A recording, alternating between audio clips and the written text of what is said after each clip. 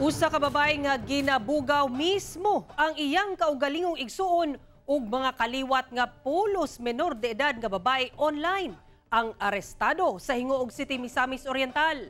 Samtang laing babae sab sa Dipolog City, dakpan human nagapamaligya og hubo nga video ug litrato sa mga menor de edad sa ilang lugar. Ani report exclusive. Application for a warrant to search, seize, and examine computer data under Section 15 of Republic Act Number 101/75. Igo na lang sa pagtabon sa iyang dagway gamit ang usa ka tela ug pagdoko-doko kining usa ka babae sa Barangay Santiago sa Hingoog City, Misamis Oriental. Human gidakop sa personahe sa Women and Children Protection Center, Mindanao Field Unit, Directorate for Investigation and Detective Management. Among babae ang gitudlong bugaw online sa mga babaeng minor de edad sa lugar. Modus matod pa sa sospek ang pagbaligya o mga hubo nga hulagway o video, ingon man ang live streaming sa mga minor de edad.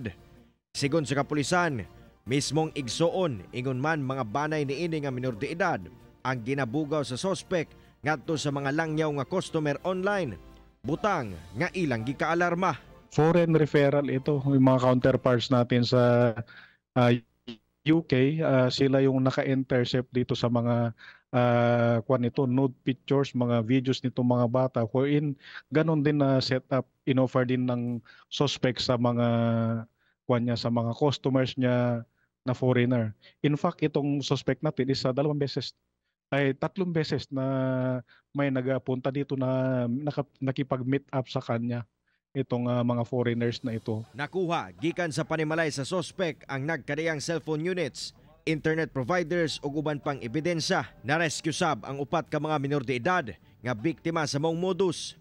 Gidala na sila ngadto sa CSWDO sa Hingoog City LGU para sa himuong counseling. Ang sospek naa na sa kustodiya sa Hingoog City Police Station kinsa wala na may hatag og pahayag.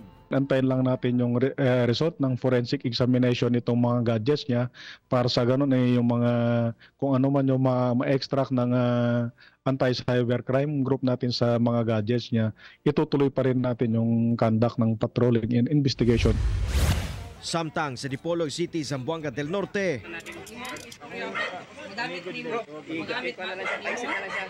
emosyonal samtang ginapusasan sa otoridad kining usa ka babae human madakpan sa Dipolog City, Zamboanga del Norte. Ang sospek maoy nagabugaw sa mga babaeng minor de edad sa lugar, pinaagi sa pagpakatag sa mga hubo nga hulagway og video online. Na-recover sa lugar ang mga gituoang ginagamit sa sospek sa iyang modus. Na-recover sab ang ana sa unom ka mga minor de edad nga babae sa panimalay niini. Ang sospek ana-ana sa kustodiya sa BJMP.